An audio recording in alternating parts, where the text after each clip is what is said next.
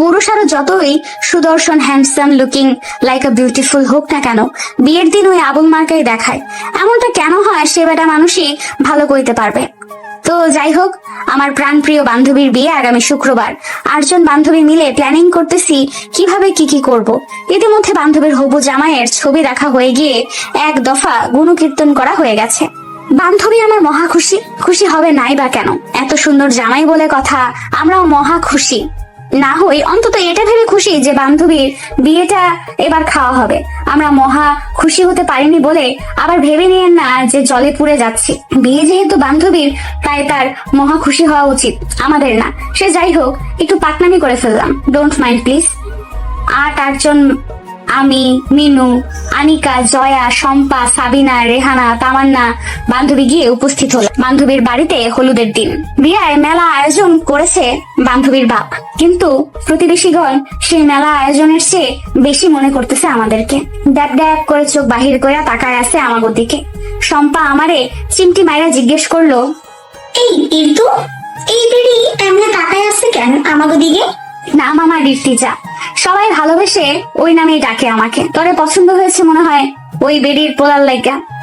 সব কয়টা আমার কথা শুই না হাসা শুরু করলো। একদিকে 8জন মাইয়া মানুষের হাসির আওয়াজে আশপাশের মহিলাগণ ভেবাচাকা খেয়ে বসলো।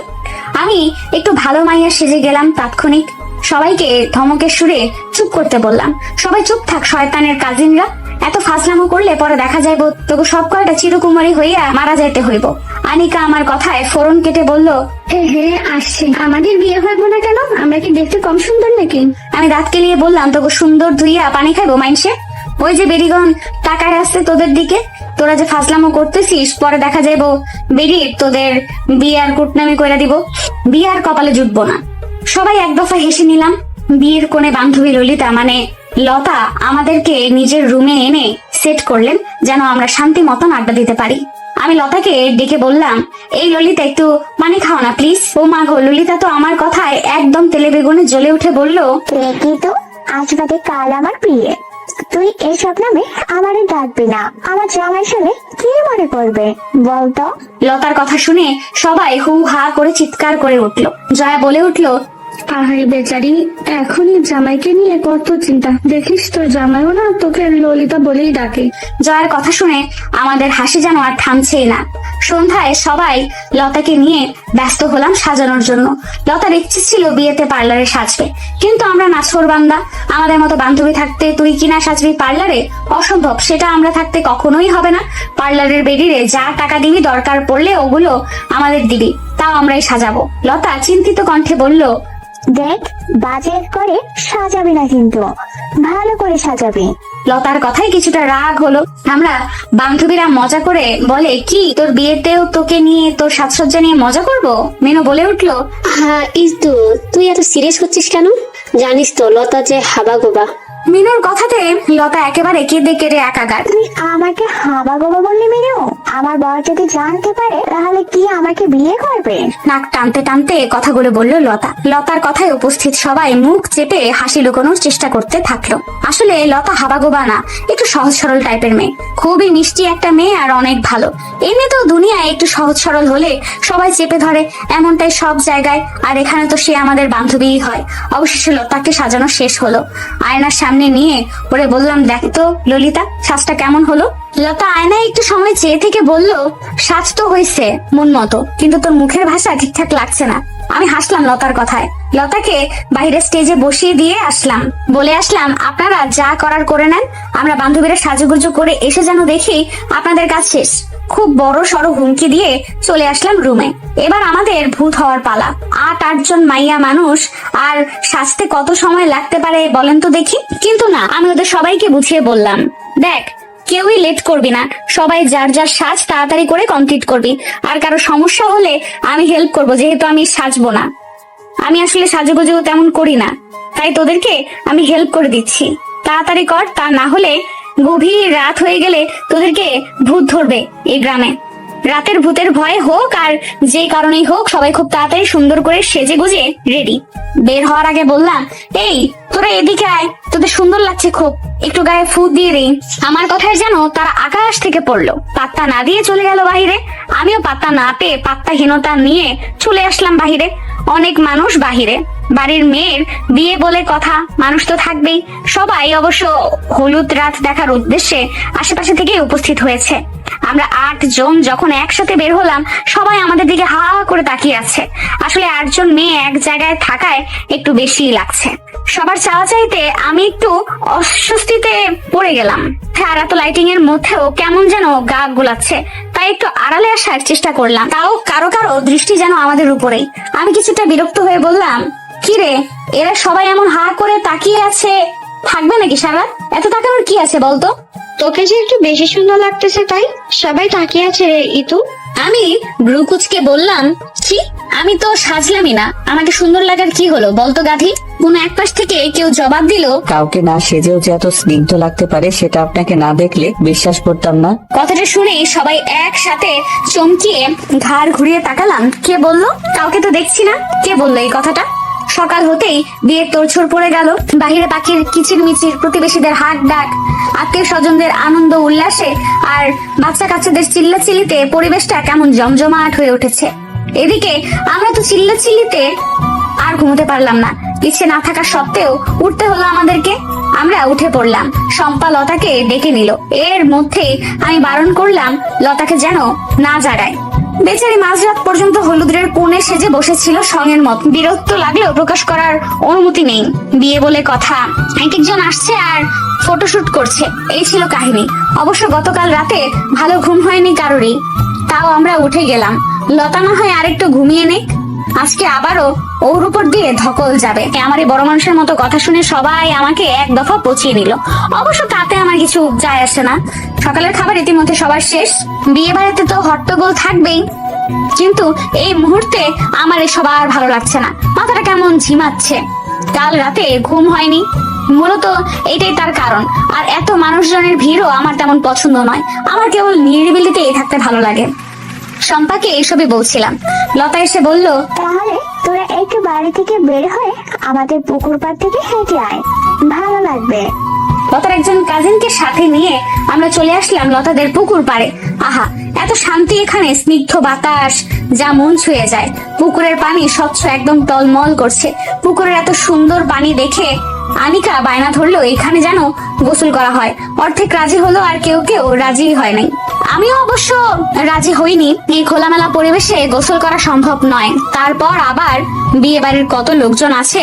পুকুর পাড়ের অনেক গাছগাছালির মধ্যে ফলের গাছ ছিল কিছু, যেখান থেকে আমরা প্রায় অর্ধেক শেষ করে বাড়ির দিকে রওনা দিলাম। বর চলে আসছে, সবাই রেডি হওয়া প্রায় শেষ। লতাকেও সুন্দর করে সাজিয়ে দিলাম আমরা। লতার কিছু কাজিন এসে আমাদেরকে বলল, আপু, আমরা বরকে ঘেটে ধরবো কিনা? ওর কথা শুনে আনিকা বলে উঠলো, সে যাবে। আমি এক থমকে সবাইকে থামিয়ে দিলাম। লতার কাজিনদের বুঝিয়ে বলে দিলাম, আমরা এখান থেকে কেউই যাচ্ছি না। আর তোমাদের জন্য উপদেশ থাকবে, তোমরা যাওয়ার দরকার নাই, কোনো ছেলেকে পাঠাও, বাকিটা তোমাদের ইচ্ছা। লতা বলল, কি হতো গেলে, যেতে না হয় একটু? বিয়েতে তো আনন্দ করবি, তুইও যাবি না, ওদেরও যেতে দিবি না। আমি বললাম, আমি যাব না মানে ওরাও যাবে না। নিজের ভালো করব আর এদের ভালোটা চাইবো না? বাদ দে তোরা, এসব বুঝবি না। এক দফা তর্ক বিতর্ক করা শেষ, আর করা যাচ্ছে না, তাই লতাকে পাঠিয়ে দিলাম স্টেজে। খাওয়া দাওয়া শেষ করলাম। এবার বান্ধবীর বরকে একটু দেখে আসার সময় হলো। সবাই মিলে গেলাম একটু দেখতে।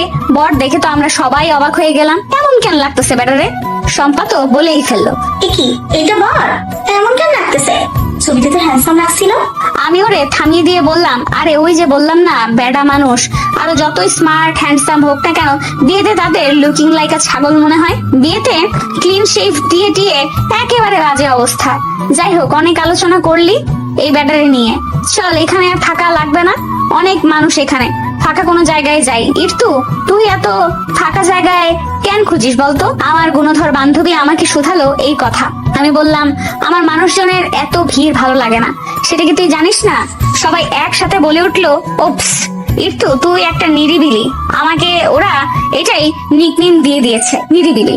বিয়ে মানে যেমন আনন্দ, তেমনি বিচ্ছেদের অন্যতম কষ্টের কারণ। এত বছর মা বাবা ভাই বোন এত কাছের আত্মীয় স্বজনদের ছেড়ে নতুন মানুষদের সাথে নতুন জায়গায় থাকতে হবে, ব্যাপারটা ভাবলেই কেমন দম বন্ধ হয়ে আসে। কিন্তু কি আর করার, মেয়েদের নিয়মটাই যে এমন, এই নিয়ম মেনে সবাইকে চলতে হয়। কয়জনই বা নিয়মের বাইরে যায়। আর এই বিয়ের সবচেয়ে কষ্টের সময়টা হচ্ছে বিদায়ের সময়টা। লতাও আমাদের মাঝে বিদায় নেওয়ার সময় হয়ে গেছে। কি যে কষ্টের ব্যাপার বোঝার মতো না। কত হাজারো স্মৃতি লতাকে নিয়ে, আমরা কত মজা করতাম এই লতাটাকে নিয়ে। আমাদের বন্ধুত্বের মাঝে লতাই চলে গেল আগে। এত আনন্দ শেষ করে এখন পরিবেশটা কেমন চাপা কষ্টে দম আটকিয়ে আছে মনে হচ্ছে। লতাকে বিদায় দিয়ে রুমে এসে ব্যাগ গুছিয়ে নিচ্ছি সবাই। এখন আমাদের সাথে যেতে হবে, আমরা থেকে আর কি করব। কিন্তু এর মধ্যেই লতার আম্মু এসে আমাদেরকে জড়িয়ে ধরে কান্না করতে লাগলো। আমার মেয়ে চলে গেছে বলে তোমরাও চলে যাবে আমাকে একা রেখে? তোমরা লতাকে এনে দিয়ে তারপর না হয়ে যেও মা, থেকে যাও আজকে, যেও না। আন্টির এমন আবদার আমরা কেউই ফেলতে পারলাম না। কলেজ বন্ধ থাকায় কারো কোনো সমস্যা হলো না, সবাই বাসায় জানিয়ে দিল ব্যাপারটা। আমরা থেকে গেলাম। তবে লতাকে ছাড়া কেমন ফাঁকা ফাঁকা লাগছে। সবাই রাতে একসাথে আড্ডা দিচ্ছি লতাদের সেই পুকুর পাড়ে। লতার কাজিনরাও আছে আমাদের সাথে। রাতের স্নিগ্ধ বাতাস, খুব ভালো লাগছে পরিবেশটা। আড্ডার মাঝে হঠাৎ আমার ফোনের দিকে নজরটা গেল। ফোনটা ছিল আমার পাশেই, তবে নিচে রাখা ছিল। কলার সাথে নজর দিলাম ফোনটার দিকে, কিন্তু তাকিয়ে দেখলাম ঠিক ফোনের স্ক্রিনের উপরে একটা চিরকুট রাখা। সবার নজর আমার ফোনের উপরে, কলার সাথে ওরা তাকিয়েছিল। কিন্তু তখনই ফোনের আলো জ্বলে ওঠার সাথে সাথে চিরকুটটা দেখে ফেললো। সবাই কোনো রকম লাফিয়ে পড়লো চিরকুটটা দেখার জন্য। আমি সবাইকে থামিয়ে দিয়ে বললাম, থাম, আমি দেখাচ্ছি। প্রিয় বিহঙ্গ, ভয়ঙ্কর রকমের মায়াবতী আপনি। জাস্ট এইটুকুই লেখা ছিল। সবাই হা হো করে উঠলো, কিন্তু আমি আবারও অবাক হলাম। আর মনে মনে ভাবছি, কে এসে? লতার বিয়ের 2 দিন হয়ে গেল। লতাদের বাড়িতেই আছি আমরা এখনো। আগামীকাল লতাকে এনে দিয়ে চলে যাব। এখানে সবাই মিলে ভালোই সময় যাচ্ছে। সবাই মিলে আড্ডা দিচ্ছি, মাঝে মাঝে লতাকে মিস করছি। তবে হুট করে ওই অচেনা মানুষটা যে কই থেকে এসে একটু খোঁচা মেরে চলে যায়, সেটাই বুঝতে পারছি না। এই বিষয়টাই মাঝে মাঝে ভাবাচ্ছে আমাকে। আমার বান্ধবীরাও অবশ্য এটা নিয়ে অনেক ভাবনা চিন্তা করছে, কিছুই পায় নাই। কে সে, এটাই এখন মনের একমাত্র ভাবনা। যাই হোক, বিষয়টাকে এতটাও পাত্তা দেওয়া উচিত হবে না ভেবে চেপে গেলাম। যার দরকার পড়বে সে নিজে এসে ধরা দেবে, আমরা তো চিন্তা করে লাভ নেই। আজ লতার শ্বশুর বাড়িতে যাচ্ছি সবাই মিলে। আমরা 8 জন বান্ধবী আর লতার অনেকগুলো কাজিন মিলে সুন্দর করে রেডি হলাম। বান্ধবীর শ্বশুর বাড়ি বলে কথা, আমাদের ভাবসাবি তো আলাদা রকমের। সবাই রেডি প্রায় শেষ। এমন সময় সাবিনা শম্পাকে উদ্দেশ্য করে বলল, এ কি, তুই এমন লিপস্টিক লাগিয়েছিস কেন? শম্পা মুখ চোখ কালো করে বলল, তবে তোর কি, তোর মন চাইলে তুইও দে, অভাব পড়ছে নাকি? ওপাশে আবার আনিকা মিনুকে বলে উঠলো, কিরে মিনু, পারফিউমের ডিব্বা কি খালি করে ফেলছস নাকি? এত পারফিউম দেয় কেউ? শম্পা বলে উঠলো, মিনু মনে হয় পারফিউম দিয়ে গোসল করে ফেলছে। এই বলে সবাই হুট করে হেসে উঠলো। এদের এই একটা কাজ, আজে বাজে কথা বলে নিজেরাই বলদের মতো হাসাহাসি করে। লতা শ্বশুর বাড়িতে এসে ইতিমধ্যে আমাদের সবার খাওয়া দাওয়া প্রায় শেষ। লতার জামাইয়ের সাথে কিছু সময় আমরা হাসি ঠাট্টা করলাম। লতার খোঁজে লতার রুমে ঢুকলাম। একসাথে সবগুলো লতা রেডি হচ্ছিল।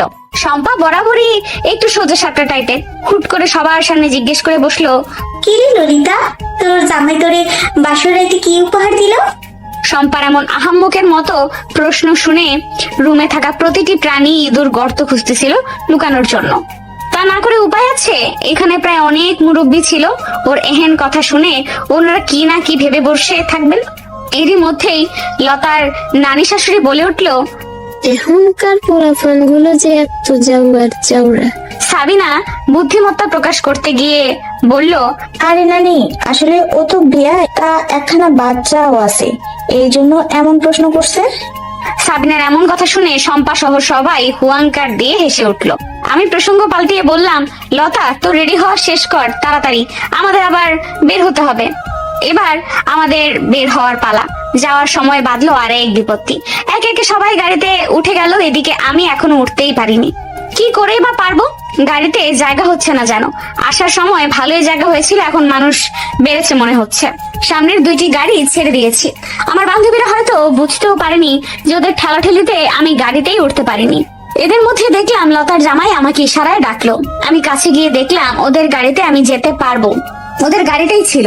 উপায় না দেখে ওদের গাড়িতেই উঠতে হলো। পেছনের সিটে আমি, লতার আর ওর হাজবেন্ড বসেছি। সামনে ড্রাইভার বাদে আরো একজন আছে, কিন্তু লোকটা এমন ভাবে বসেছে যে তাকে স্পষ্ট দেখা যাচ্ছে না। আর এখন প্রায় সন্ধ্যা, যে কারণে আরো দেখা যাচ্ছে না। যাই হোক, কে না কে আমার তো দেখার ইচ্ছে নেই। লতাদের সাথে বসে আমার কেমন অস্বস্তি লাগছিল। লতা বুঝতে পেরে হেসে হেসে বলে উঠলো, কিন্তু তোর সমস্যা হলে ড্রাইভার আঙ্কেলের সাথে গিয়ে বসতে পারিস। ওর এমন মজার কথা শুনে আমি যেন আরো বেশি অস্বস্তিতে পড়ে গেলাম। কোন রকমে চাপা সুরে ওরে থামিয়ে দিলাম। হঠাৎ খেয়াল করলাম পুরো রাস্তায় লতা আর ওর হাজবেন্ড মিলে অনেক হাসাহাসি করলেও সামনে বসে সেই অচেনা মানুষ টু শব্দও করলো না, একদম বসে আছে, কোনো লড়াচড়াও নেই। একটু অদ্ভুত লাগলো ব্যাপারটা। উনি এমন কেন করছেন? উনি কি বোবা নাকি? কথা বলতে পারে না? আর মানুষ তো একটু লড়াচড়াও করে। ব্যাপারটা আজব লাগতেছে ভীষণ। বান্ধবী লতাদের বাড়ি থেকে চলে আসছি আজকে সকালে। এসে লম্বা একটা ঘুম দিয়েছি। শরীর ভীষণ ক্লান্ত। কোথাও যাওয়াটা অনেক বিরক্তিকর ব্যাপার মনে হয়। শরীর কেমন ম্যাচ ম্যাচ করে। ঘুমিয়েছিলাম ঠিক, কিন্তু আম্মু এসেই চিল্লা ফাল্লা করে ঘুম থেকে উঠালো। ঘুম থেকে উঠছি ঠিক, কিন্তু বিছানায় ঝিম মেরে বসে আছি। উঠতে ইচ্ছে করছে না। সেই দিনের ওই লোকটাকে ভালো করে দেখা হলো না। ভালো করে নয়, বরং দেখাই হলো না। রাস্তায় উনি নেমে গেছিল। পরে বাড়িতে এসে জানতে পারলাম এটা লতার মামাতো দেবর হয়। লোকটা যে অনেক ভদ্রসদ্র সেটা ওনার ব্যবহার দেখেই বোঝা গেল। যাওয়ার সময় লতার হাজবেন্ডকে ছোট্ট করে জানিয়ে গেল বিদায়। উনি ওনার কর্মস্থলে যাচ্ছে। লতার কাছ থেকে এইটুকু জানতে পেরেছিলাম। অবশ্য আমি জিজ্ঞাসাও করিনি। গাড়ি থেকে নামার পর সম্পাই দৌড়ে আসছিল আমাদের কাছে। এসে হন্তদন্ত হয়ে জিজ্ঞেস করলো, কি রে ইর্তু, তুই হুট করে উধাও হয়ে গেলি যে? লতাদের গাড়িতে আসছস? তা ওই ছেলেটা কে রে? বেশ স্মার্ট দেখতে কিন্তু। একসাথে এতগুলো প্রশ্ন শুনে আমি হতবাক। কি করে পারিস এত প্রশ্ন করতে? একটা একটা করে উত্তর দে তুই, তাহলেই হয়। ডোন্ট কেয়ার ভাব নিয়ে বললো কথাটা। আমি ওরা পাত্তা না দিয়ে চলে আসছিলাম রুমে। বাহিরে দাঁড়িয়ে ওই মুহূর্তে ওর এমন হাবিজাবি প্রশ্নের উত্তর দেওয়ার মুড ছিল না আমার। ভীষণ মাথা ধরেছিল। পরে অবশ্য সম্পার জোরাজোরিতে লতা আমাদেরকে সব কিছু বলেছিল, সাথে ছেলেটার প্রশংসাও করতে বাদ রাখেনি। যাই হোক, তাতে আমার কি। বিছানায় ঝিম মেরে বসে থাকা অবস্থাতেই হঠাৎ করে ফোনটা টুং করে উঠলো। ফোনটার কথা মনে পড়লো। বিয়ের পাল্লায় পড়ে ফোনটাকে সময় দিতে পারলাম না তেমন। অনলাইনও হয়নি কতদিন। অবশ্য তাতেই বা কার কি, অনলাইনেও তো আর আমার পাতানো সংসার নেই। এইসব উদ্ভট কথা ভাবতে ভাবতেই ফোনটা হাতে নিলাম। কেউ একজন আমাকে কন্ট্যাক্ট নাম্বারে টেক্সট দিয়েছে। প্রিয় বিহঙ্গ, এই তপ্ত দুপুরের দাহন আর সহ্য হচ্ছে না। তোমার স্নিগ্ধ মুখখানা দেখতে পেলে হৃদয় মন দুটোই বরফের ন্যায় ঠান্ডা হতো। অবাকের সপ্তম আকাশে পৌঁছে গেলাম আমি এমন মেসেজ দেখে। যেমন অবাক হয়েছি তেমনই হাসিও পাচ্ছে। হাসি পাচ্ছে তার কারণ হচ্ছে আমি আহামরি কোনো সুন্দরী না, কোনো অপ্সরাও না। তাহলে এই আহামক এসব কি বলছে? যত সব আবেগ। আসলে এইসব ভালোবাসা আবেগের কথা শুনতে আমার মোটেও ভালো লাগে না। আমার শুধু মনে হয় এইসব ভালোবাসা কেবল যারা খুব সুন্দর তাদের জন্য, আমার মতো অসুন্দরীদের জন্য না। কেউ এইভাবে বললে আমার মনে হয় আলগা পিরিত দেখাচ্ছে, আর না হয় নিশ্চয়ই কোনো না কোনো স্বার্থ আছে এতে। আসলে আমার এমন ভাবনার কারণও আছে বটে। শুধু শুধু তো আর কেউই এমন ভাবে না। ছোটবেলা থেকেই দেখে আসছি আমার মা ছাড়া কেউই আমাকে স্বার্থ ছাড়া সামান্য কাছে ডেকে বসায়ও নাই। আর সেখানে নাকি আমাকে কেউ ভালোবাসবে? কেউই কখনো যদি ডাকতো আমাকে যে ইর্তু একটু শুনে যা, তখন কত শখ করে যেতাম আমি তার কাছে। কিন্তু গেলে হয় সে আমাকে কোনো কাজ করে দিতে বলতো, না হয় কটু বাক্য শুনিয়ে দিত। ভাবা যায় মানুষ আমাকে ডেকে নিয়ে কটু বাক্য শোনাতো। এই আমি কি না করবো মানুষকে বিশ্বাস।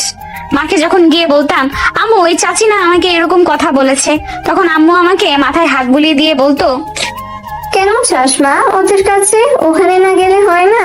আমি চুপটি করে আম্মুকে জড়িয়ে ধরে দুফোঁটা অশ্রু বিসর্জন দিতাম। ছোটবেলা থেকে এইসবেই বড় হয়েছি আমি, আর তাই তো মানুষকে ভয় পাই। নিরিবিলি থাকতেই আমার ভালো লাগে। আর যে কারণে আমার বজ্জাত বান্ধবীগুলো আমার নাম দিয়েছে নিরিবিলি। তবে আমার বান্ধবীগুলোকে ভীষণ ভাগ্য করে পেয়েছি আমি। সব কয়টা আমার নিজের বোনের মতো, আলহামদুলিল্লাহ। এই দুনিয়ায় আমার আম্মু আর আমার বান্ধবীগুলো ছাড়া আপন বলতে আর কেউই নেই। আর বাবা তো থেকেও নেই। এই সব ভাবতে ভাবতে একটা দীর্ঘশ্বাস ফেলে উঠে বিছানা ছাড়লাম। নিশ্চয়ই আম্মু একটু পর এসে ঝাড়ু ছুঁড়ে মারবে, সেই কখন দেখে গেছে। ফ্রেশ হয়ে খেয়ে রেডি হলাম। আজকের বিকেলে 2টা টিউশনি আছে। বিয়ের জন্য কতদিন পড়াতে পারিনি বাচ্চাগুলোকে। আম্মুকে বলে বেরিয়ে গেলাম। টিউশন গুলো কাছে হওয়াতে হেঁটেই যাওয়া যায়। আজকের বিকালটা ভীষণ মনোমুগ্ধকর। হালকা বাতাস, সাথে সাদা ধবধবে আকাশ। হাঁটতে অনেক ভালো লাগছে। হাঁটতে হাঁটতে স্টুডেন্টের বাসার সামনে যেতেই শম্পার সাথে দেখা হয়ে গেল। ওদের বাসা আর আমাদের বাসার কাছে হওয়াতে যে কোনো সময় আমাদের দেখা হয়। কি রে, নিরিবিলি কোথায় যাচ্ছিস? টিউশনে? আজকে আসলে আজকে পড়াতে হবে, একটু রেস্ট নে। উপস, এটাই শম্পার স্বভাব। একসাথে অনেকগুলো প্রশ্ন করে বসে। আমি কোনটার উত্তর দিব? সবকিছু বাদ দিয়ে বললাম, জানিস আজকে ফোনে আরেকটা টেক্সট আসছে। কথা শেষ না হতেই শম্পা আমার হাত থেকে ফোনটা কোন রকমে কেড়ে নিয়ে টেক্সট দেখাতে ব্যস্ত হয়ে পড়লো। মেয়েটা এমন কেন যে করে, মনে হয় আমি পালিয়ে যাচ্ছি ফোনটা নিয়ে।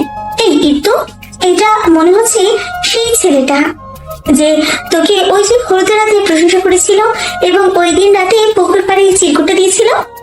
আমি আনমনে বললাম, ওটাই হবে, কিন্তু কে উনি? আমাকে এবার চেনে কিভাবে? তুই জিজ্ঞেস কর কল দিয়ে যে উনি কে। অসম্ভব, আমি পারবো না। পারলে তুই কর। আসছে, আমি কেন জিজ্ঞেস করবো? বেড়ায় পরে আমাকে বকা দিলে, না না ভাই আমি পারবো না। ওর কথা শুনে আমি ভেবাচাকা খেলাম কিছুটা। মানে ওরে কেন বকা দিবে, ওই ব্যাপারটাই বুঝলাম না। তোর কি দুলাভাই লাগে যে তোরে বকা দিবে? শম্পা চোখ টিপে বলে, হ্যাঁ দুলাভাই হয়ে যাবে অতি দ্রুত। ওর কথা শুনে বিরক্ত হলাম আমি। কি সব বলছে এসব? আমার কোনো ইন্টারেস্টই নাই এসবে, ফালতু বিষয় এসব। ওদের মতো আর বাপের হোটেলে খাই না যে এইসব আজেরা কাজকর্ম করে বেড়াবো। শম্পা বলল, নাম্বারটা আমাকে পাঠিয়ে রাখ, বাকিটা আমি তদন্ত করতেছি, তুই যা পড়াতে। ওর ভাবসাব দেখে আমি তো হা হয়ে আছি। যাই হোক, দেখা যাক কি তদন্ত করে আর কি বের করে আমাদের শম্পা আপা। সকাল থেকে কেমন অশান্তি অশান্তি লাগতেছে। আমার এই একটা সমস্যা, অকারণে মন খারাপ হয়ে যায়, কোনো কিছুই ভালো লাগে না। মন খারাপের কারণটা পর্যন্ত খুঁজে পাই না। হঠাৎ আম্মু ডাকলো, এই তো আসিস তুই? হ্যাঁ আম্মু বলো, কি হয়েছে? ঘুম থেকে উঠে যে এমন মরার মতন হয়ে থাকিস, এটা আমাকে আর কতকাল দেখতে হবে বলতো? আমার তো তোকে এই অবস্থায় দেখতে ভালো লাগে না। কই একটু হাসি খুশি থাকবি তা না। হয়েছে আম্মু, থামো তো। এই সকাল সকাল কতগুলো কথা দিলে শুনিয়ে। এগুলো কথা শোনানো শোন, তোর ভালোর জন্যই তো বললাম, একটু পরিপাটি হয়ে চল, দেখবি নিজের কাছে নিজেকে ভালো লাগবে। কোনো কিছু না বলে হুট করে আম্মুকে জড়িয়ে ধরলাম। এভাবে হুটহাট জড়িয়ে ধরার জন্য আমার একজন মা আছে, এটাতেই আলহামদুলিল্লাহ। আম্মুকে জড়িয়ে ধরলেই আমার সব অশান্তি কেটে যায়। আম্মু, আমার ভালো লাগছে না। তোর কবে ভালো লাগছিল শুনি? ছাড়, যা নাস্তা করবি, ফ্রেশ হয়ে আয়। প্রায় 10 মিনিট হতে চললো শম্পার জন্য অপেক্ষা করতেছি। আজকে ক্লাস আছে, এই গরমে ওর জন্য অপেক্ষা করাটা আমার কাছে ভীষণ তেতো মনে হচ্ছে। কি আমি চলে এসেছি, বেশি অপেক্ষা করাইনি কিন্তু। চুপ, কখন থেকে অপেক্ষা করতেছি আর উনি এসে বলে অপেক্ষা করায়নি। কথা নাই, তাড়াতাড়ি চল। পেছন থেকে কে যেন ডেকে বলল, এই ইর্তিজা, আইসক্রিম খাবে? পেছনে তাকিয়ে দেখলাম একজন রুষ্টপুষ্ট যুবক। না ভাইয়া, অপরিচিত কারো কাছ থেকে কিছু খাওয়ার প্রশ্নই আসে না। খেতে খেতে না হয় পরিচয় হয়ে গেলাম। দাঁতে দাঁত কিরমির করে বললাম, ভাইয়া পরিচিত হতে চাচ্ছি না। শম্পা দাঁত কেলিয়ে বলল, খেলে কি হয়, খায়। তোর না আইসক্রিম পছন্দ, তার উপর আবার যা গরম, খেলে কি মহাভারত অশুদ্ধ হয়েছে তো? আর এটা তো আমাদের ভার্সিটির ভাই লাগে। What nonsense! আমি কেন অপরিচিত কারো কাছ থেকে কিছু খাবো? তুই কি পাগল হয়েছিস শম্পা? আর পছন্দ বলেই ওনার থেকে খেতে হবে? দরকার পড়লে কিনে খাবো। উফ ইটু, তুই না একটা জাদা। তোর কপালে যে কি আছে বুঝবি মজা তখন। ও হ্যাঁ, মনে পড়ছে, ওই নাম্বারটা নিয়ে তদন্ত করেছিলাম তো। কি হলো, পেয়েছিস কে সে? পেয়েছি, কিন্তু তোর এমনি এমনি কেন বলবো? ট্রিট দে। আমাকে পাগল মনে হয় তোর? আমি কেন ট্রিট দিব? তুই এত কিপটেমি করিস কেন? তোর এই ফালতু খবর শুনতে হলে তোকে ট্রিট দিতে হবে আমাকে? দরকার নাই, তোর মতো বাপের হোটেলে খাই না। অনেক ঝগড়াঝাটি করে ক্লাসে এসে দেখি সবাই আমাদের দিকে হা করে তাকিয়ে আছে। কি ব্যাপার, কি হলো? শম্পা বলে উঠলো, কি রে তো, আজকে কি আমাকে একটু বেশি সুন্দর লাগতেছে নাকি? সবাই যেভাবে তাকায় আছে। শম্পু, তোর এই দিবা স্বপ্ন রাখ, দেখ আগে ঘটনা কি। এর মধ্যেই সাবিনা, মিনু, তামান্না, রেহানা সবাই এসে আমাদের সাথে জড়ো হলো। ওদেরকে জিজ্ঞেস করলাম, কি রে, কি হয়েছে? রেহানা এসে বলল, ইতু, তোর জন্য আজকে পাশের ডিপার্টমেন্টের একটা ছেলেকে একটু আগে এক হিরো এসে মেরে হসপিটালে পাঠিয়েছে। আমি তো ওর কথা শুনে স্তব্ধ হয়ে গেছি। আমার কারণে মানে? কি করেছি আমি? আমি তো কাউকে কিছু নিয়ে নালিশও করিনি। আমি মনে হয় ব্যাপারটা বুঝে গেলাম, চুপ হয়ে আছি। শম্পা বলল, আমরা আসার সময় তো একটা ছেলে আইসক্রিম খেতেই বললো ঋতুকে, কিন্তু আমরা আসতে আসতে ওই পোলা আয়সা মায়ের খেয়ে হসপিটালে চলে গেল। মিনু বলল, আরে তোরা তো হেঁটে আসলি, আর ওরা তো বাইকে ছিল। মাঠে এসে উড়াদুরা মায়ের, আর বলতেছে কখনো কাউকে আইসক্রিম খেতে বলবি। এই হলো কাহিনী। আবার নিজের ছেলেদের এই পিটিয়েছে হসপিটাল এডমিট করার জন্য। ইর্তিজা চুপচাপ শুনে শান্ত ভঙ্গিতে বলল, কিন্তু উনি কে, আর এগুলো কেন করছে? আমি তো চিনিও না। এর মধ্যে মিনু কিছুটা চিল্লিয়ে বলল, ওই যে দেখ দেখ, ওটাই সে। সবাই নিচে তাকিয়ে দেখলো। একজন যুবক, যাকে দেখে বোঝার উপায় নেই যে সে একটু আগেই কোনো ছেলেকে মেরে হসপিটালে পাঠিয়েছে। কাজ সমান চুলগুলো কাটিং করা, মুখে দাড়ি, চেহারাটা ছিমছাম, কেমন কবি কবি লাগে, সাথে ইনোসেন্টও লাগে। তাকে দেখে মনে হয় না যে তার এত রাগ। সাবিনা বলল, এটা তো আমাদের এলাকার ইভার ভাইয়া। এর মধ্যে ইর্তিজা কিছুটা লাফিয়ে নেমে পড়লো নিচে। বাকিরা বোঝার আগেই নিচে চলে গেল। আগে টের পেলে আটকে রাখতো, যেতে দিত, কিন্তু এখন হাতের নাগালের বাহিরে। ইর্তিজা সবগুলো ছেলের সামনে গিয়ে দাঁড়ালো। ইর্তিজাকে দেখে সবাই কেমন সরে গেল। বোঝাই যাচ্ছে ওরা আগে থেকে ওকে চেনে। সবাই একটু দূরে গিয়ে দাঁড়ালো। ইভান ঠিক আগের জায়গায় দাঁড়িয়ে আছে। কাউকে অন্যায় ভাবে মারা ঠিক নয়। আশা করি এতটুকু বোঝার বয়স আপনার হয়েছে। আর আপনি যদি সত্যি আমার কারণে মেরে থাকেন, তাহলে আপনাকে এই অধিকার কে দিয়েছে? আমি কি সেটা জানতে পারি? ইভান একদম শান্ত স্বরে বলল, আমার থেকে বেশি অধিকার আর কারো আছে বুঝি? কিছুটা রেগে গিয়ে বলল, কিন্তু সেই অধিকারটা আপনাকে দিল কে? আমি সেটা জানতে চাচ্ছি। প্রিয় বিহঙ্গ, রেগে যাচ্ছ কেন? রাগ কিন্তু স্বাস্থ্যের জন্য ক্ষতিকর। আর অধিকারে কথা বলছো? আমার অধিকার আমি নিজে আদায় করে নেই। কিছুটা দমে গেল ইভানের বলা বিহঙ্গ ডাক্তার শুনে। তার মানে এই সেই লোক এতদিন ধরেই আমার পেছনে পড়ে আছে। ওর সাথে বেশি কথা বলে লাভ নেই। কথাগুলো মনে মনে বলতে বলতেই চলে যাচ্ছি। পেছন থেকে ইভান ইর্তিজাকে ডেকে জোর গলায় বলতেছে, প্রিয় বিহঙ্গ, তোমার সবটুকু অধিকার আমি আদায় করব, কেবল সময়ের অপেক্ষা। সকালে দীপ্তিময় লাল টকটকা সূর্যের মতোই খুশিতে লাল হয়ে আছে। প্রায় এক সপ্তাহ যাবত তার মনটা তেমন ভালো নেই। আর মন ভালো না থাকার কারণ হলো সেদিন ভার্সিটিতে ঝামেলা হওয়ার পর আর এখনো ক্লাস করতে যাওয়া হয়নি। এমনিতেই ভার্সিটি অনেকটা দূরে, তারপর আবার শম্পার জন্য সেদিন অপেক্ষা করতে গিয়ে এই ঝামেলাটা হলো। এইসব ঝামেলায় যেতে চায়, আর শম্পাদের সাথে দেখাও হয় না, এই কারণে মন খারাপ ছিল কিছুটা। কিন্তু আজকে সকাল সকাল মনটা ভালো হয়ে গেল একটা খবর পেয়ে। সকাল সকাল ঘুম থেকে ওঠার পরেই দুঃসম্পর্কের এক আন্টি ফোন দিয়েছিল। ফোন দিয়ে জানাল ভার্সিটির ঠিক কাছেই একটা প্রাইভেট স্কুল আছে, যেখানে একজন শিক্ষিকা দরকার। এই সুখবরটাই সকাল সকাল পেলাম আমি। মোটামুটি ছোটখাটো একটা জব করার অফার বলা যেতে পারে। মা মেয়ের ছোট সংসার, 3টে টিউশনি করে। আমার মা কোহিনুর রহমান বাসায় কিছু বাচ্চা পোলাপান পড়িয়ে আর সেলাই কাজ করে কোনো রকমের সংসার চালায়। তাই আমি ইর্তিজায় ইন্টারমিডিয়েট পাশ করার পর থেকে চাচ্ছিলাম কিছু একটা করতে। যদিও মা রাজি না, ওনার কথা হচ্ছে আমার মেয়ে এখনো ছোট, তাই সে টিউশনি করে কিছু আয় করে, সেটাতে আলহামদুলিল্লাহ। আমি বসে বসে ভাবতেছি, জব করার অফার পেয়ে খুশি হলেও এটা ভেবে মন খারাপ হচ্ছে যে মাকে ছাড়া থাকতে হবে। ওনারা থাকা খাওয়ার ব্যবস্থা করবে বলেছে, ওখান থেকেই আমার ক্লাস করার সুবিধা আছে। এদিকে মা তো জব করারই অনুমতি দিবে না। আর মাকে ছেড়ে গিয়ে অন্যত্র থাকার কথা শুনলে তো স্ট্রোক করবে মনে হচ্ছে। মা এসে দেখে আমি কিছু ভাবছি। কে মুখ চোখের অবস্থা এমন করে রেখেছিস কেন? খুশি হয়ে আছিস নাকি চিন্তায় আছিস? বোঝা যাচ্ছে না কিছু। আমার একটা কথা বলি, বকা দিবে না তো? তুই আমার বোকা দেওয়ার কে ভয় পাস নাকি?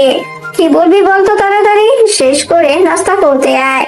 আর কয়েকদিন ধরে দেখছি ভার্সিটিতেও যাস না, ব্যাপারটা কি? হ্যাঁ, এই তো সুযোগ, আম্মু ভার্সিটির কথা তুলেছে, যা বলার এখনই বলতে হবে। কপট মিথ্যে রাগ দেখিয়ে বললাম, কিভাবে যাব? মাসের এখনো শেষ হয়নি, হাত পুরো ফাঁকা। টাকা পয়সা ছাড়া ভার্সিটিতে যাওয়া যায়? আমি না হয় বিলাসিতা করলাম না, কিন্তু গাড়ি ভাড়াটাও তো লাগে নাকি? আম্মু যেমন কিছুটা মিলিয়ে গিয়ে বলল, ওই আমার থেকে ও তো চাস নাই টাকা, আমার কাছে চাইলে কি আমি দিতাম না নাকি? আম্মু আমি এখন বড় হয়েছি, তুমিও বুড়ি হয়েছো, তাই এখন আমাকে কিছু করতে হবে, তোমার থেকে আর টাকা নেওয়া যাবে না। কথাটা বলেই আম্মুর মুখের পানে চাইলাম। বোঝার চেষ্টা করলাম আম্মুর মনের ভাবটা, কিন্তু না, আমি ব্যর্থ। এই মুহূর্তে আম্মুর মুখটা দেখে কিছু বোঝা যাচ্ছে না, তাই আমি আবারও বলতে শুরু করলাম, আম্মু শোনো না, সকালে শারমিন আন্টি ফোন করেছিল। এই থাম, শারমিন আন্টিটাকে ছিলাম না তো। আরে ওই যে তোমার ছোটকালের বান্ধবী আছে না সুমি, ওনার মামা তো নাকি কি বোন যে একদিন না আমাদের বাসায় আসলো সুমি আন্টির সাথে, ওই শারমিন আন্টি। কিন্তু সে কিভাবে তোর নাম্বার পেলো? তোর সাথে কি যোগাযোগ হয়? আমিও কিছুটা দমে গেলাম, আসলে তো নাম্বার কিভাবে পেলো, আবার আমাদের কখনো কথাও হয়নি। যাই হোক, এসব এখন আম্মুকে বলা যাবে না, তাহলে আর চাকরি করারই হবে না। নিজেকে স্বাভাবিক করে বললাম, আরে ওই তো আমাদের ক্লাসের একটা মেয়ের সাথে পরিচয় হলো গত সপ্তাহে, ওরই পাশের বাসায় নাকি উনি থাকে বললো, ওর থেকেই আমার নাম্বার নিয়েছে হয়তো। আচ্ছা, তা কিসের জন্য ফোন দিল তোরে? আসলে আম্মু, আমাদের ভার্সিটির থেকে একটু দূরেই একটা প্রাইভেট স্কুল আছে, ওখানে আমি জব করব, প্লিজ না করো না, আমাকে ওখান থেকে খাওয়ার ব্যবস্থা করে দিবে, ওখান থেকে ক্লাস করতে পারবো, একেবারে সব বলে দিলাম, কারণ বাকিটা আম্মু শুনবে কিনা সন্দেহ। আম্মু কিছু না বলে ডিরেক্ট আমার রুম থেকে চলে গেল। বুঝতে পারলাম আম্মু খুব রেগে গিয়েছে। খুব রেগে গেলে আম্মু কিছু না বলে চুপ হয়ে যায়। এখন আম্মুকে কিভাবে বোঝাই? হুট করে মনে পড়লো শম্পাকে আনতে বলতে হবে, শম্পা আম্মুকে সামলাতে পারে, না হয় আমি একা সামলাতে পারবো না। আম্মু হাই প্রেশারের রুগী, আমার একা একা নার্ভাস লাগে, খুব চিন্তা হচ্ছে। এদিকে আম্মু, আরেকদিকে জব, ক্যারিয়ার, সংসার, কি করব আমি? প্রায় আধা ঘন্টা ধরে বসে আছি বিশাল এক হল রুমে, যেটাকে আবার ড্রয়িং রুমও বলা যায়। ভীষণ গোছানো আর সুন্দর রুমটা, যেটার প্রশংসা না করলেই নয়, একদম চোখ জুড়িয়ে যাওয়ার মতো। বাড়ির বাকি রুমগুলোও সুন্দর হবে বোঝা যাচ্ছে। আম্মু তো আসার পর থেকে মাশাল্লাহ মাশাল্লাহ জপতেছে, সৌন্দর্যে মুগ্ধ হয়ে আম্মুর সাথে শম্পাও জপছে। তবে আমি নিজেকে কন্ট্রোলে রেখেছি, কারণ এতটুকুতে অতটা দুর্বলতা প্রকাশ করার মতো মেয়ে আমি না। মনে মনে একটু ভাব নিলাম আর কি।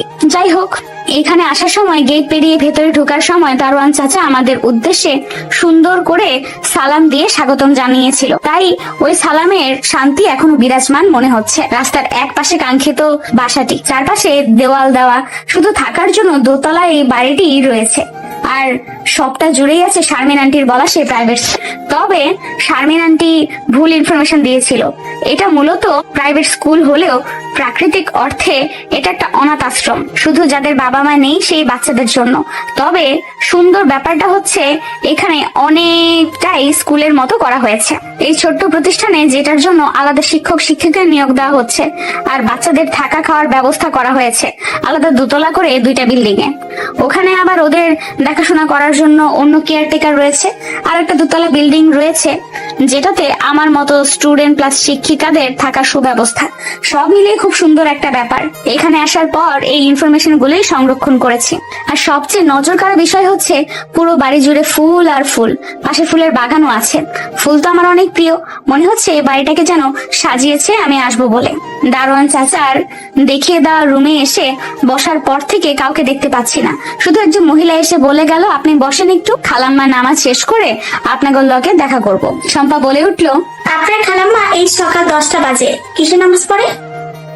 মহিলাটা কিছু না বলে চলে গেছে। এদিকে আম্মু শম্পার দিকে চোখ বড় করে তাকিয়ে আছে এরকম প্রশ্ন করাতে আমি শম্পাকে দুটো থাপ্পড় মেরে বললাম, এমন টাইপের চাষতের নামাজ পড়ে হয়তো উনি। চাষতের নামাজের নিয়ম সাধারণ নফল নামাজের মতোই, সূর্য 1/4 উপরে উঠলে গ্রীষ্মকালে 9টা থেকে 10টা, আর শীতকালে 10টা থেকে 11টার সময়ে চাষতের নামাজ পড়তে হয়। শম্পাকে মা মেয়ে মিলে জ্ঞান দিছিলাম। এমন সময় একজন ভদ্রমহিলা রুমে প্রবেশ করে আমাদের সবার উদ্দেশ্যে সালাম দিলেন। আসসালামু আলাইকুম। আম্মু সালামের জবাব দিল। ওয়ালাইকুম আসসালাম ওয়া রাহমাতুল্লাহি ওয়া বারাকাতুহু। ভদ্রমহিলা, আপনাদেরকে অনেকটা সময় বসিয়ে রাখলাম, কিছু মনে করবে না আপা? না না, কিছু মনে করিনি আপা, কি মনে করব? আমার দিকে উদ্দেশ্য করে বলল, এটা বুঝি ইর্তিজা? আম্মু বলল, হ্যাঁ, এটাই আমার মেয়ে ইর্তিজা। এরপর কিছুটা মিনমিনিয়ে বলল, আপনি এত সহজে চিনে ফেললেন যে? আগে দেখা হয়েছিল বলে তো মনে হচ্ছে না। অবশ্য আমিও কিছুটা অবাক হয়েছি ওনার এত কনফিডেন্স দেখে। ভদ্রমহিলা হাসি হাসি মুখে জবাব দিল, আরে কি যে বলেন না আপা, আমার কাছে একটা মেয়ে আসবে আর আমি তার সম্পর্কে কিছু না জেনে কিছু না ভেবে কি আর আসতে বলেছি? একটু একটু খোঁজ খবর নিয়েই আপনার মেয়েকে ডেকে পাঠিয়েছি। আম্মু যেন কিছুটা সান্ত্বনা পেল ওনার যুক্তিতে। অবশ্য আমিও একটু পেয়েছিলাম, আম্মু আর সেই ভদ্রমহিলা আলাপ করছে। এমন সময় আমার ফোনে টুম করে শব্দ হলো। সবার মাঝে বসে আছি, ইচ্ছে না থাকা সত্ত্বেও জানি না কেন ফোনটা চেক করলাম, আর আমি এক মুহূর্তের জন্য যেন জমে যাচ্ছিলাম ফোনের স্ক্রিনে তাকিয়ে। আমার অবস্থাটা শম্পা মনে হয় টের পেল। কি হয়েছে? চল তো একটু আড়ালে যাই। আম্মুকে বললাম আমি একটু বাইরে যাই। আম্মু আম্মু ধমক দিয়ে বলল, বাইরে কই যাবি? চিনিস না জানিস না, বসে থাক চুপ করে। জানতাম একা ছাড়লে এমন করবি, এই জন্যই একা ছাড়ি না, কোথাও সাথে এসেছে। আম্মু যে এত কথা শোনাবে সেটা আমি ভাবতেও পারিনি। ভদ্রমহিলা বলল, আরে আপা, এসব কি বলছেন? মেয়েটা কে, একটু বাইরে যাবে তাতে কি এমন হয়ে যাবে বলেন তো? আমার মেয়েটা থাকলেই তো ওদের নিয়ে ঘুরতো, সে তো কলেজে গিয়েছে, ওদেরকে যেতে দেন, কিছু হবে না, আমার বাড়িতে কোনো রকম হয়নি। ওনার কথা শুনে আম্মুর উপর কিছুটা রাগ করেই শম্পার হাত ধরে চলে আসলাম বাহিরে। আসার পরেই শম্পা লাফিয়ে উঠলো। ঋতু, কি হয়েছে বল বল, তোকে এত নার্ভাস লাগছে কেন হুট করে? ফোনের স্ক্রিনটা অন করে শম্পার দিকে ধরলাম ফোনটা। সেখানে একটা নাম্বার থেকে টেক্সট আসছে। প্রিয় বিহঙ্গ, যত চাইবে দূরে থাকতে আমি তোমাকে ঠিক ততটাই কাছে টানবো। বাড়ি পছন্দ হয়েছে তো? ঈদ পাখি। শম্পা মাথায় হাত দিয়ে বসে পড়েছে। তার মানে ওই ছেলে ইচ্ছে করে প্ল্যানিং করে তোকে এখানে এনেছে, এটা তার বাড়ি। কি করবি এখন? চুপ কর না একটু। একসাথে এতগুলো প্রশ্ন করলে আমি কোনটার জবাব দিব? তোর এই স্বভাবটা আর গেল না। আচ্ছা নিরিবিলি একটু শান্ত হয়ে বল যে কি করবি। কি আর করবো বল, আম্মুকে কিছু বলা যাবে না, কারণ সেদিন তোকে বাসায় নিয়ে তারপর আম্মুকে রাজি করিয়েছি এখানে আসার জন্য। আম্মু আমার সাথে চলে আসছে দেখে যাওয়ার জন্য যে আমি কেমন পরিবেশে আসছি, আর তুই তো দেখছিসই। আম্মুর চোখ মুখ দেখে বোঝা যায় যে সে প্রায় রাজি। আর ওই ভদ্রমহিলা বলেছে যে আম্মুকেও এখানে নিয়ে আসার ব্যবস্থা করবে। এটা শুনে তো আম্মু আরো খুশি। এখন যদি আম্মুরে বলি যে চলে যাব, থাকবো না, তাহলে অবস্থাটা কি হবে বুঝতে পারছিস? তা তো বুঝতেই পারছি। এখন করবিটা কি? আর এত ভয় পাওয়ারই বা কি হলো বলতো? নিশ্চিত ওই ভদ্রমহিলা ওনার মা হবে।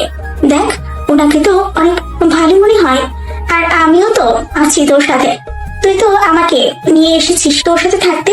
চিন্তা করে তো কিছু হবে না জানি, যা হওয়ার হয়েছে, আর যা হওয়ার তাই হবে।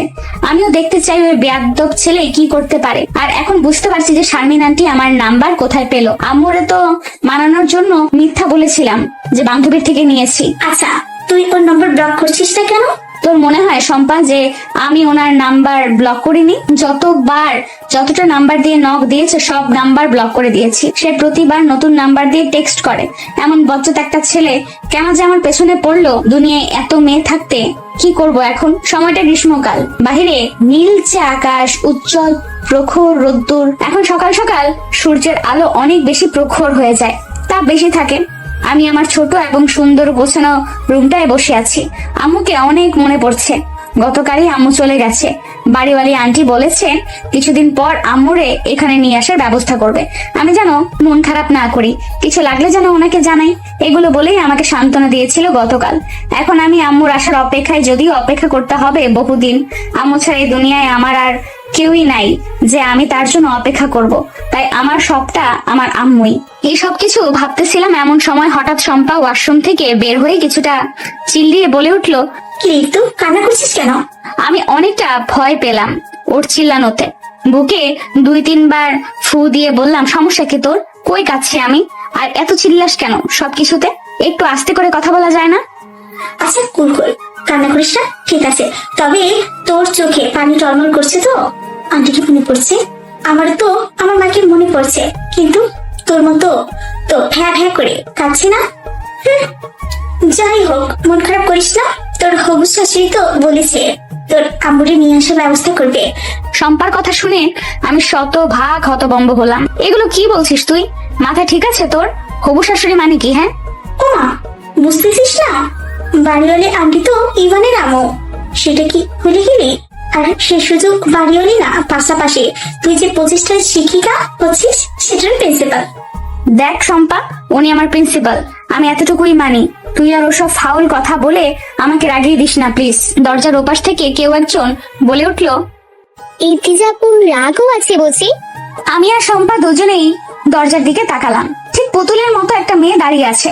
মাশাআল্লাহ, মেয়েটা এত সুন্দর, ওর কাছে নিজেকে কাক মনে হচ্ছে। যাই হোক, মেয়েটারে চিনতে পারলাম না, আগে দেখি নাই বলে কথা, চিনব কি করে? ইতিমধ্যেই সে বলে উঠলো, ভিতরে আসতে বলবে না? আমি আর শম্পা দুজন একসাথে বলে উঠলাম, হ্যাঁ আসো আসো। সে 1 সেকেন্ডও দেরি না করে রুমে এসে খাটের এক কোনায় বসে পড়লো। তারপর হাসতে হাসতে জিজ্ঞেস করলো, নিশ্চয় আমাকে চিনতে পারো নাই? পরিচয়টা দিচ্ছি তাহলে। আমি হলাম ইভা মির্জা, মিস্টার সাখাওয়াত মির্জা ও মিসেস কোহিনুর মির্জার একমাত্র মেয়ে, আর ইভান মির্জার একমাত্র আদরের। আমার বুকটা কাঁপতেছে ইভার পরিচয় শুনে। জানি না কেন এমন হচ্ছে, হয়তো সেই ইভানের জন্যই আমার এই অবস্থা। শম্পা কিছুটা লাফিয়ে পড়ার মতো বলল, ও আচ্ছা আচ্ছা, তা তোমাকে তো দেখলাম না। আসলে আপু, কালকে কলেজ থেকে ফেরার পথে এক ফ্রেন্ডের বাসায় গিয়েছিলাম কিছু কাজে, তাই বাসায় ফিরতে লেট হয়ে গিয়েছিল। আমু বলেছিল তোমাদের কথা, রাতে আসতে পারি নাই বলেই সকাল সকাল চলে আসলাম তোমাদের দেখতে। আর আজকে কলেজে যাব না, সারাদিন তোমাদের সাথে আড্ডা দিব। এক নাগারে কথাগুলো বলে এবার আমাকে উদ্দেশ্য করে প্রশ্ন করলো ইভা। ইতিজ আপু, রাতে সমস্যা হয়নি তো? ঘুম ভালো হয়েছে তো? আমি হাসার চেষ্টা করে মুখে বললাম, না সমস্যা হয়নি তেমন। আর মনে মনে ভীষণ অবাক হচ্ছে এটা ভেবে যে এই মেয়ে এত শিওর হয়ে আমাকে চিনলো কিভাবে। আগে তো দেখা হয় নাই আমাদের। আমি যে ইর্তিজা, সে এতটা শিওর কিভাবে হচ্ছে? তাহলে কি? না না, আর ভাবতে পারছি না এসব। এর মধ্যে ইভা বলল, আরে আপু, আমি তো তোমাদের ডাকতে এসেছিলাম। আমু পাঠিয়েছে নাস্তা করার জন্য তোমাদের ডাকতে, বলেছে এই 2 দিন তোমাদের মেহমান তোমরা, তারপর থেকে না হয় নিজেরা যা করার করবে। এগুলো বলেই তারা দিল যাওয়ার জন্য, কিন্তু আমার একটু ইচ্ছে করছে না যেতে, ভয় লাগছে কেমন। শম্পা আমাকে বলল, কি রে, চল যাই, খিদে পেয়েছে তো। আমি ওর দিকে চোখ বড় বড় করে তাকালাম। আমার অবস্থা বুঝতে পেরে মেকি হাসি দিয়ে বলল, কিছু হবে না ঋতু পাখি, চলো। এখন আমার আরো বেশি বিরক্ত লাগছে, কিছু করার নাই, যেতে হবে ভেবে রওনা হলাম। আমাদের বিল্ডিং এর পাশেটাই ওদের বাসা। মাঠের এক পাশ দিয়ে 2-3 মিনিট হেঁটে ওদের বাসার মেইন রোডে পৌঁছলাম। মেইন রোডে বড় করে লেখা সুখালয়। মনে মনে ভাবছি ভীষণ সুন্দর তো লেখাটা, কিন্তু গতকাল চোখে পড়ে নাই। তবে বাহিরের গেটে যে ছিল মির্জা ভিলা, ওইটা আবার দেখেছিলাম। পুরো বাড়িটা আসলেই অনেক সুন্দর। যাই হোক, এত কিছু ভাবতে ভাবতে মেইন ডোর পেরিয়ে সেই সুন্দর ড্রয়িং রুমটা দেখা পেলাম। আমি যথাসম্ভব পিঁপড়াদের মতো হাঁটছি।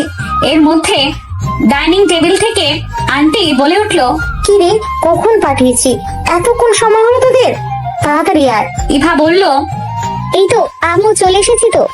ইতিমধ্যে ডাইনিং টেবিলে নজর পড়তেই আমি সব খেয়েছি। আমার পা থেমে গেল, আর সামনে এগোতে ইচ্ছে করছে না। শম্পার হাত জাপটে ধরেছি। শম্পায় ব্যথায় হাত ছাড়িয়ে নেওয়ার চেষ্টা করছে, কিন্তু লাভ হচ্ছে না। ইভান টেবিলের ডান পাশের একটা চেয়ারে বসে এক মনে খাচ্ছে। ওনার দিকে তাকাতেই যেন আমার ভয় হচ্ছে।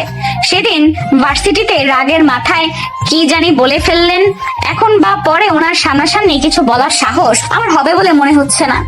ওনারে কেন জানি আমার ভয় লাগে। শম্পাকে মিনমিনিয়ে বলছি, শম্পা কিছু কর প্লিজ।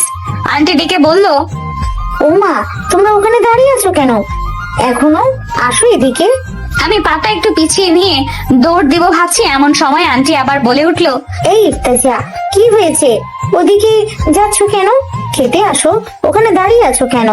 শম্পা বলল, না মানে আন্টি, ওই আর কি, ওর তোতলানো দেখে আন্টি ভেবেছে ওয়াশরুমে যাবো, ব্যাস হয়ে গেল। আন্টি বলল, ও আচ্ছা, ওয়াশরুম যাবে?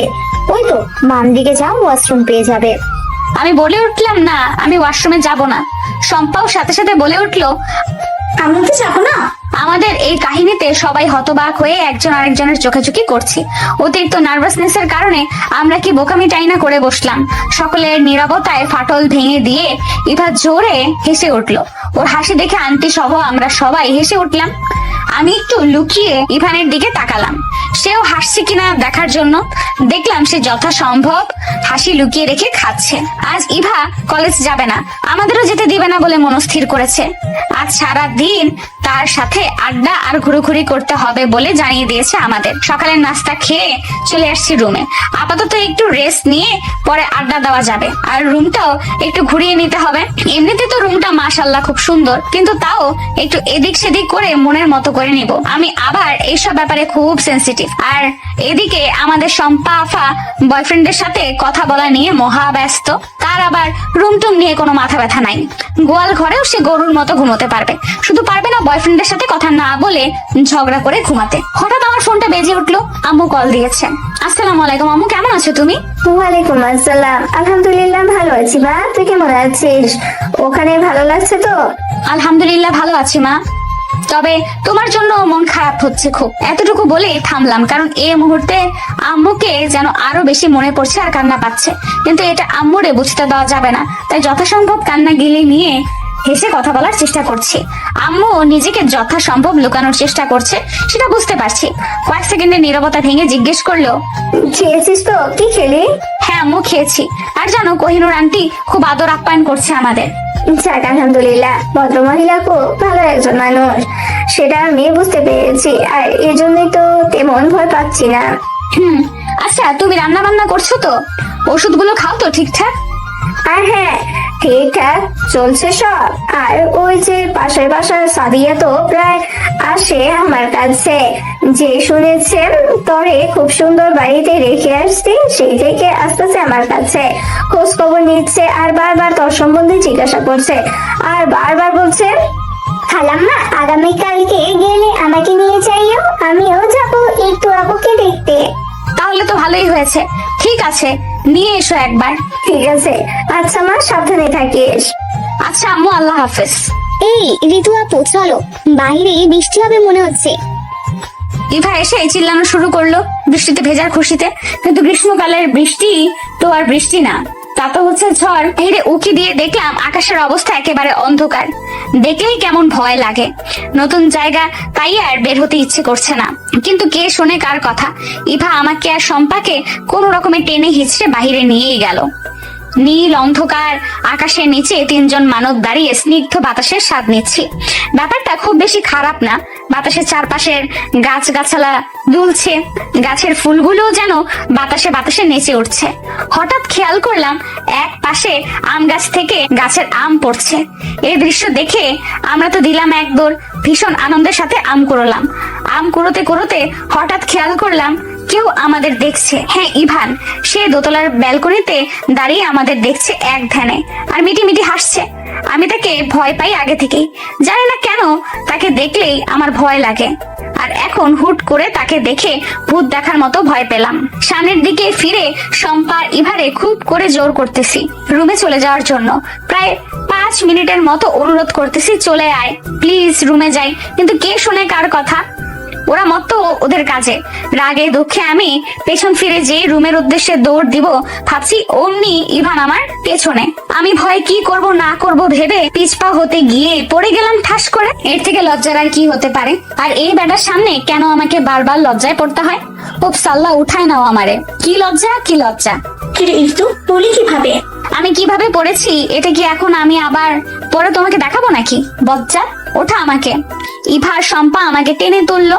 এদিকে ইভান সাহেব 2 হাত প্যান্টের পকেটে রেখে ভাব নিয়ে দাঁড়িয়ে থেকে মজা নিচ্ছে। এই ঝড়ের মধ্যে সে এমন একটা ভাব নিয়ে দাঁড়িয়েছে, মনে হচ্ছে কিছুই হয়নি। না হচ্ছে ঝড়, আর না আমি এখানে পড়ে আছি। ওনার ভাবসাবে এমনটাই মনে হচ্ছে। দুঃখ, কষ্টে, রাগে, লজ্জায় আমি আবারও দৌড় লাগালাম রুমে। শম্পা ওদের সাথে মজা নিয়ে একটু পর আসলো আমার পেছনে পেছনে। ইফতু, যা যা, ফ্রিজে আয়। আহারে, মেয়েটা পড়ে গেল। মজা নিয়ে কথাগুলো বলতেছে শম্পা আমাকে। ওর কথা শুনে আমার রাগ একদম মাথায় উঠে গেল। এর যা তো সামনের থেকে সর, ঠং। তখন এত করে বললাম চলে আয়, কিন্তু কে শুনে কার কথা? যা, এখন আসতেছিস কেন? তখন চলে আসলে তো আর আমাকে পড়তে হতো না। ওরে বাবারে, এখন আমাদের দোষ হলো বুঝি? তোরে দৌড়াতে বললো কে? দৌড়াতে গেলি কেন তুই? ওই বেটা ইভানের যত দোষ। এখন আবার তার দোষ? তোর আশেপাশে যারা থাকবে তাদেরই দোষ, আর তোর কোনো দোষই নাই। সে কি বলছে তোকে দৌড়াতে?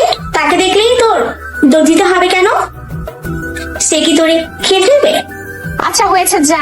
বুঝতে পারছি তুই রাজাকার মির্জাফর আমার বন্ধু হয়ে আরেকজনের পক্ষ নিচ্ছিস। আচ্ছা হয়েছে হয়েছে, যা তো ফ্রেশে আয়, ভর্তা করে আম খাবো। তুই খা, তোর আম খাবো না আমি। কি ঋতু, চল। কই যাব? ও মা, আম খাবি না? এত কষ্ট করে উষ্টা খেয়ে পড়ে আমগুলো লি। দেখ, মেজাজ খারাপ করিস না আর। যা, খা গিয়ে তুই তোর আম, আমি খাবো না। আরে ঋতু পাখি, রাগ করে না প্লিজ। তোকে ছাড়া আমি কিছু করি নাকি বল? আয় না প্লিজ। আচ্ছা, তোকে খেতে হবে না, শুধু আমার সাথে চল। কই যাব? আম তো রুমে বসেই খাওয়া যায়, এটার জন্য আবার অন্য কোথাও কেন যেতে হবে? আরে তুই তো নিরামিষ কেন বলতো? রুমে বসে আম খাবো? বাইরে এত সুন্দর ওয়েদার রেখে ছাদে গিয়ে খাবো আর আড্ডা দেওয়া হবে।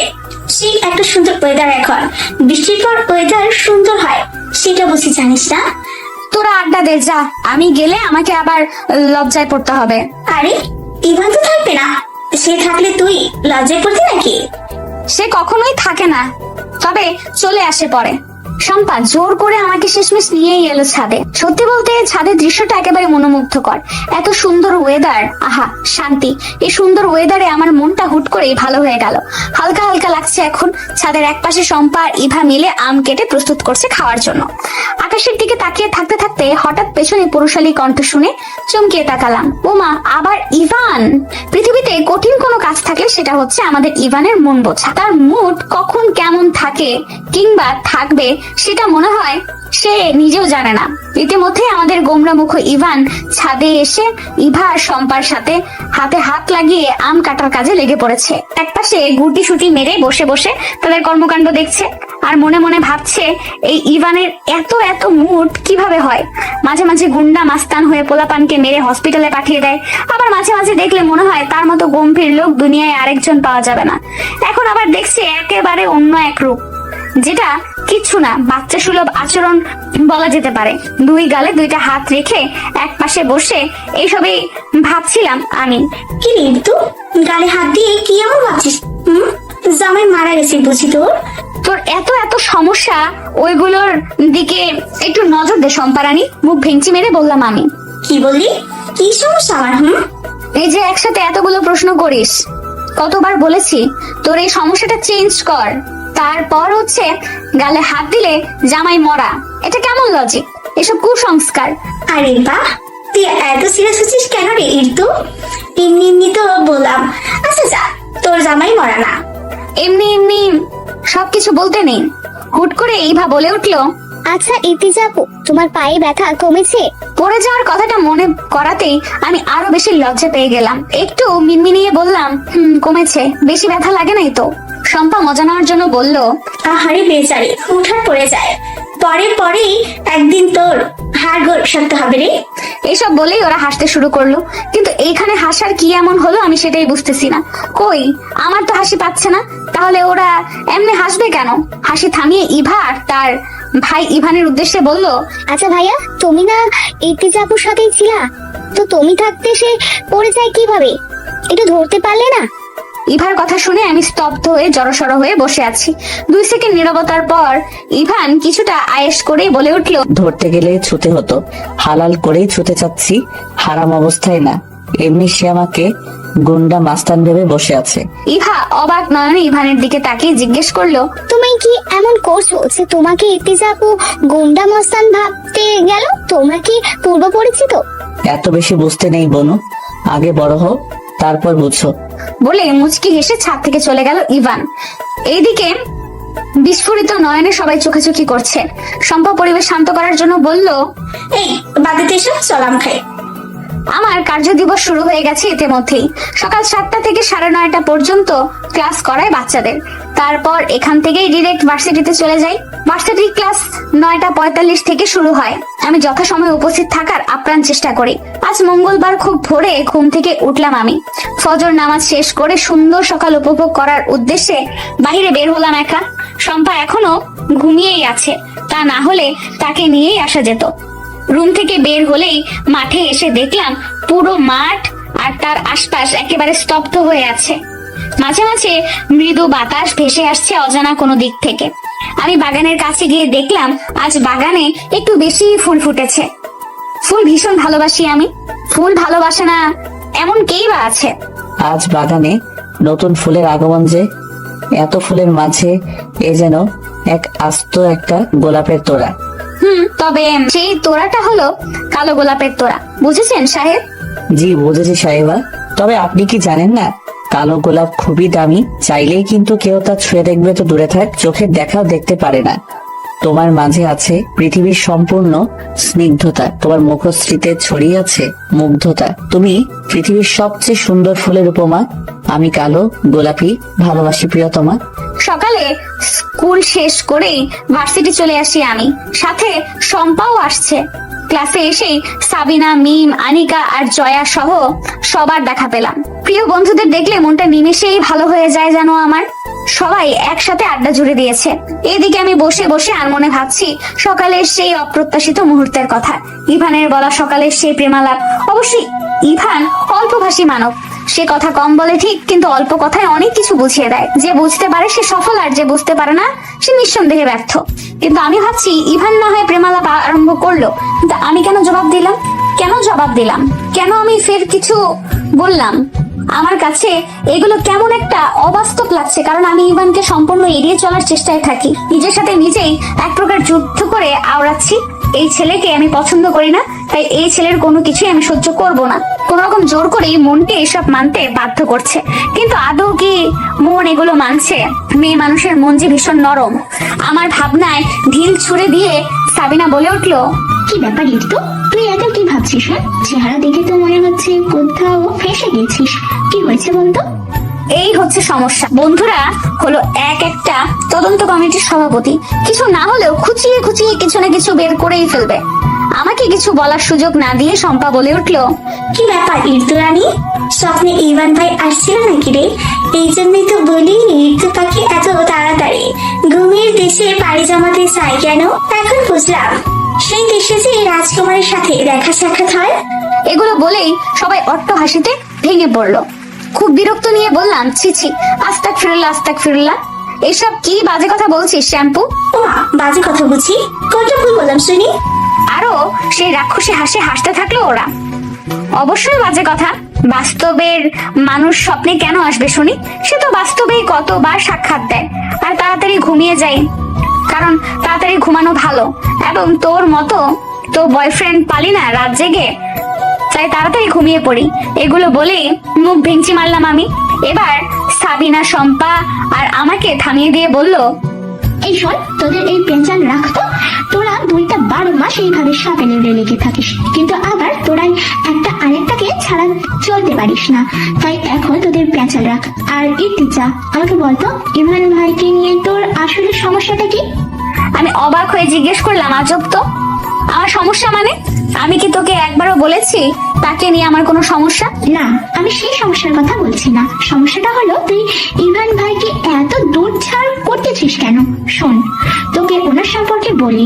ওনাকে দেখে আসলে ভীষণ সাদামাটা লাগে। ওনার উপর দেখে ভিতর বোঝার ক্ষমতা সবার আছে বলে আমার মনে হয় না। উনি এলাকার খুব ভদ্র, সুশীল আর স্মার্ট একটা ছেলে। ওনার কারণে এলাকার বখাটে ছেলেগুলো কোনো মেয়েকে উত্ত্যক্ত করতে পারে না। ওই যে তোকে কোন ছেলে কি একটু বলেছে বলে মেয়ে হসপিটালে পাঠিয়েছে, ওখানে তোর জায়গায় অন্য যে কোনো মেয়ে থাকলে ও সেই একই রকম ট্রাই করতো। মূলত সে এলাকায় থাকলে সব মেয়েরা যেন হাফ ছেড়ে বাঁচে, একটু স্বাধীনভাবে চলাফেরা করতে পারে। সাবিনার বক্তব্য শেষ না হতেই ক্লাসে স্যার চলে আসতেই এখানে সমাপ্ত হলো। আজকে শুক্রবার, ছুটির দিন। খুব ভোরে আমি ঘুমকে বিদায় দিয়েছি। তবে আজ আর রুম থেকে বের হয়ে সকাল দেখার সাহস হলো না আমার, কারণ আজকে যেহেতু ছুটির দিন, তো ইভানও বাসায় থাকতে পারে বলে শিওর হয়ে আছি আমি। শম্পাকে ডেকে ঘুম থেকে তুলে নামাজ পড়িয়েছি আজ। এখন বসে বসে ঝিমাচ্ছে শম্পা, আর আমি ভাবছি আজকে কি রান্না করা যায়। সকল স্টুডেন্টের সাথে আমারও খাবার খাওয়ার অনুমতি রয়েছে, কিন্তু আমি রান্নাটা নিজেই করে নিই। আমি যদি স্টুডেন্টদের সাথে খেয়ে নেই তাহলে শম্পার আবার একা একা খেতে হবে। যেহেতু জবটা শুধু আমার, তাই খাওয়ার অনুমতি শুধু আমার, শম্পার নেই। তাই দুজনে মিলেই রান্না করি। তো রান্নার জোগাড় করব, এমন সময় ইভা আমাদের রুমে এসে ডাকলো, আপু, আম্মু পাঠিয়েছে আমাকে, বলেছে আজকে যেন তোমরা রান্না না করো। আজকে আমাদের বাসায় মেহমান আসবে, তাই তোমাদেরও দাওয়াত। রাতেই বলা ছিল, কিন্তু আমি আলসেমি করে আসি নাই। ভাবলাম সকালে বললেই হবে, কিছু মনে করো না। বলেই মেয়েটা হাসলো। সে এমনিতেও প্রায় হেসেই কথা বলে, ভীষণ মিষ্টি একটা মেয়ে। এখন সকাল প্রায় 7টা, তাই সকালের নাস্তার ব্যবস্থাটা করলেই হবে। শম্পা ঝিমানো বাদ দিয়ে জিজ্ঞেস করলো, কোন মেহমান আসবে তোমাদের বাসায়? ইভা বলল, একটু আগে সিদ্ধান্ত নিয়েছি, তোমাদেরকে বলবো না যে মেহমান কারা।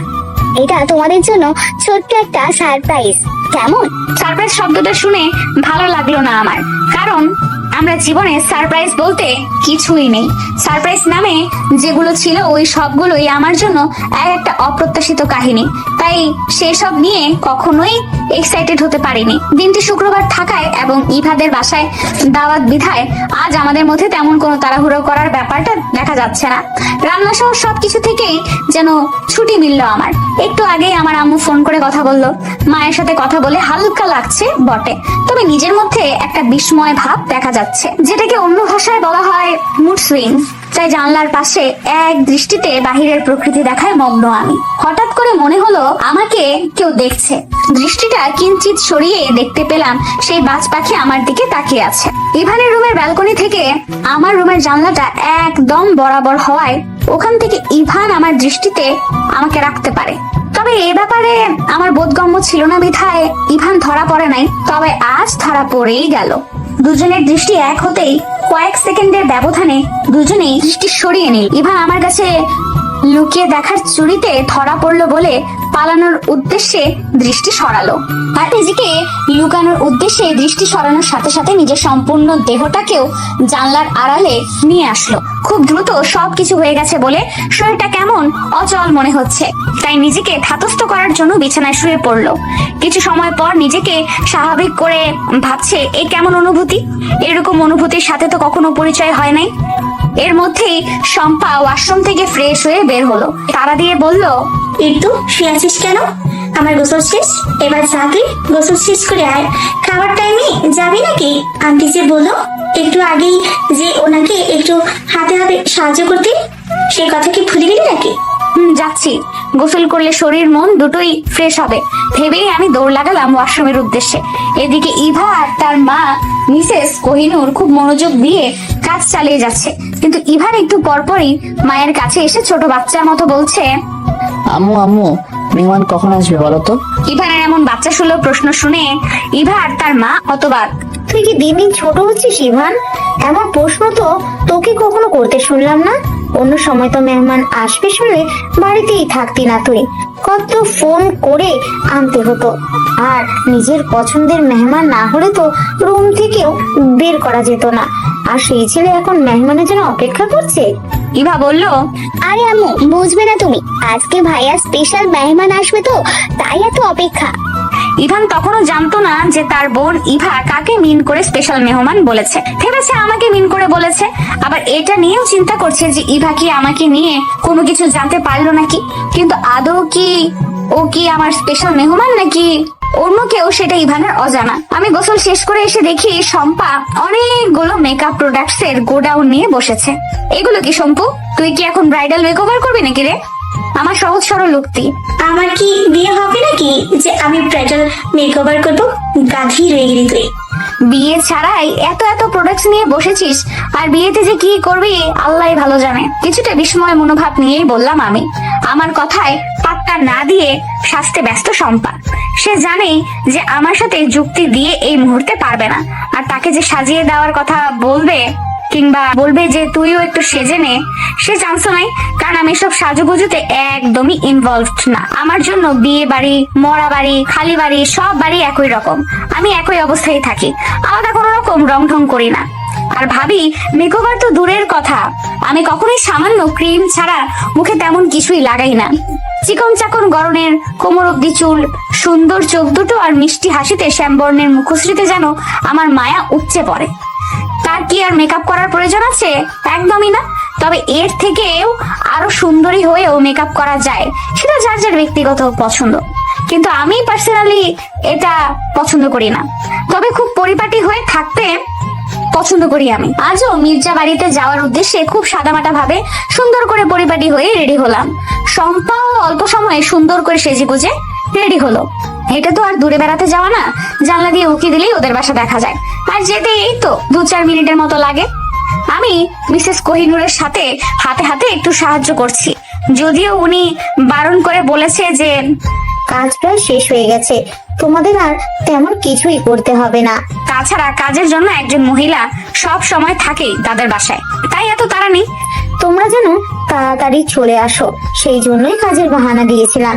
কিন্তু কে শোনে কার কথা? আমি ওনার পাশ থেকে নড়ছি না। এ যেন মা ও মেয়ের স্নেহময় এক দৃশ্য। তবে আমি কিছুটা লুকিয়ে থাকার চেষ্টাই চালাচ্ছিলাম, আর ভাবছে এখান থেকে বের হলেই হয়তো ইভানের মুখোমুখি হতে হবে। কিন্তু আমি চাই না ইভানের মুখোমুখি হতে, কেননা তার মুখোমুখি হলেই কেমন একটা অস্বস্তি আর জড়তা কাজ করে আমার। তাই আমি এখানেই ঘাপটি মেরে বসে আছি। শম্পা আর ইভা জমিয়ে আড্ডা দিচ্ছে। ইতিমধ্যে মেইন ডোর রাঙিয়ে সুন্দর ড্রয়িং রুমে প্রবেশ করলো মধ্যবয়স্ক একজন সুশীল পুরুষ। ইভা গিয়ে সালাম দিল। ইভাও এগিয়ে গিয়ে করমর্দন